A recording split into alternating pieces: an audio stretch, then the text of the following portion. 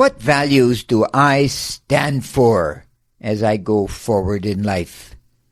It's a confusing question in the modern era, isn't it?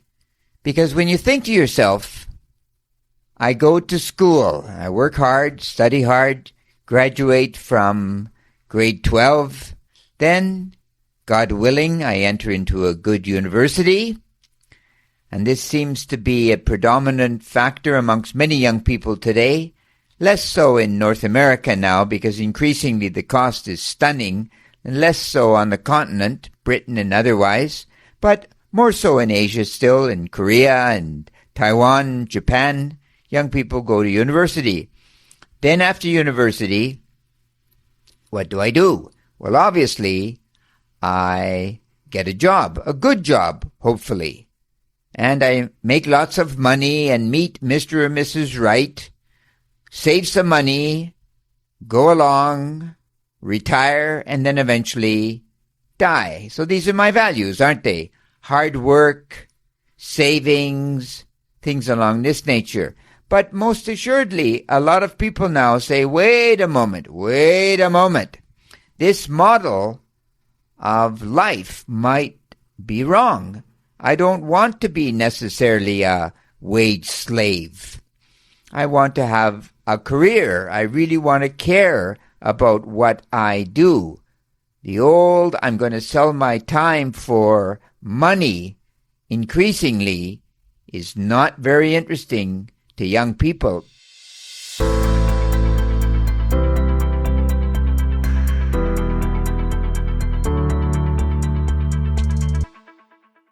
And if I'm forced into an economic system that I must do this, I'm going to do the minimum. Lying flat, perhaps in China is a phenomenon, or another idea is called the freeters, which are the free workers, basic job, maybe working at some convenience store, good enough. That's the life I want. So my values are that I want to live a fulfilling life somehow. And if I can't make a lot of money, well, so be it. I still want to live a fulfilling life. So we have these two competing phenomena at the moment, don't we? The one says work hard, save your money, become rich, and the other says, well, hold on a moment. I want success on my own terms, whatever that means.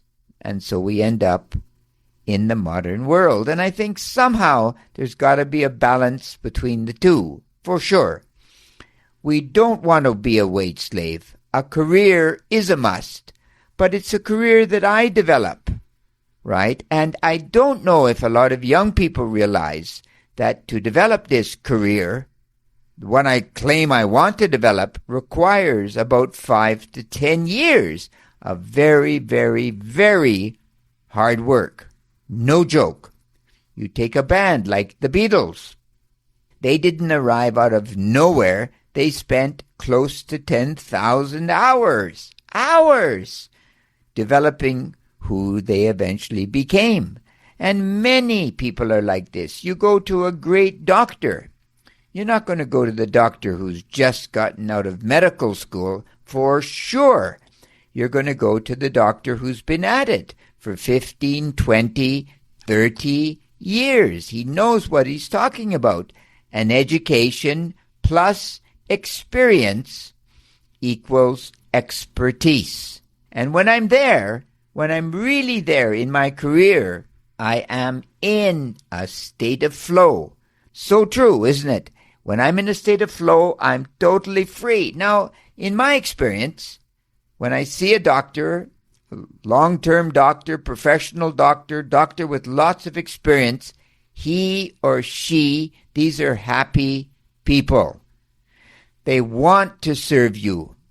They're overjoyed that you've come into their world, and they spend no amount of time with you, as busy as they are, to answer your questions, to solve your problems. A good car mechanic, he's also in a state of flow, isn't he?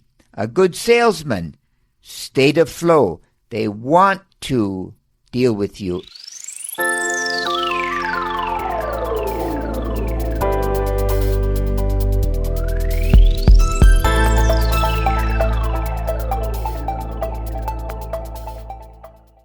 Yes, and of course, the salesman is going to make money, and of course, the doctor is going to be well paid, but they are still in their career. So, kind of an interesting aside, what are the values that have always been a part of us? Well, certainly in Western culture, we often talk about sins.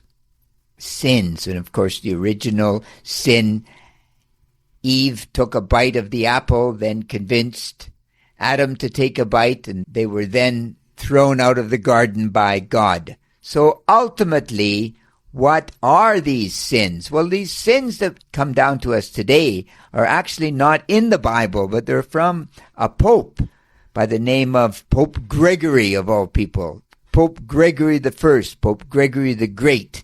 And he lived from 540 to 604 A.D.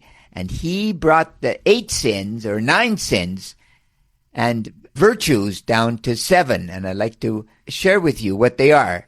You have the deadly sin of pride. And its counterpart, its virtue, is humility. The deadly sin of envy. I'm so envious. I'm jealous of you. Its counterpart, kindness. The deadly sin of wrath.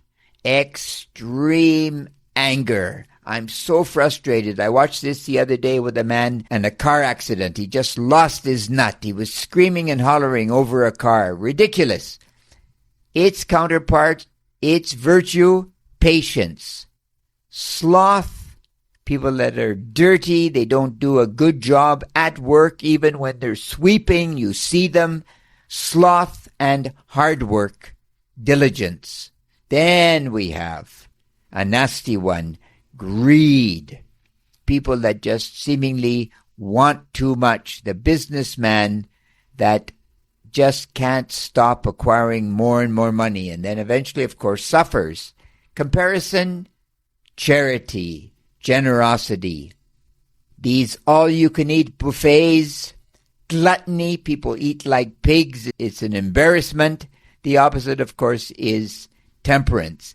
Increasingly, more and more people want to be clear. They don't want to eat too much. They don't drink alcohol. They don't take drugs. They want to have a relationship with God, the universe, in a sober sense. Then finally we have lust.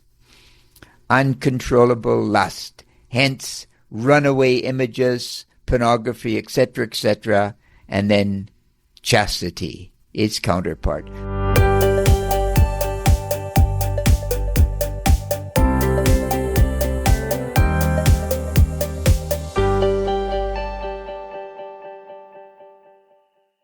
So these are the 7 deadly sins, so-called, and the 7 virtues. So if we're going to live our life by some values, we must think of these things, mustn't we? We must work hard, for sure, but by the same token, we cannot be a wage slave, can we? We cannot be a wage slave. We need a career, because the ultimate goal of life, of course, is happiness. And Aristotle, as I've often said, tells us that we have the possibility of being happy, but happiness is a process. It's extremely easy to be unhappy, very hard to be happy. So, what are your values? You ask yourself. And you know what they say. Critical thinking is necessary, especially if I'm going to develop my values. And critical thinking is great. Truly great. You take care. God bless. Bye-bye.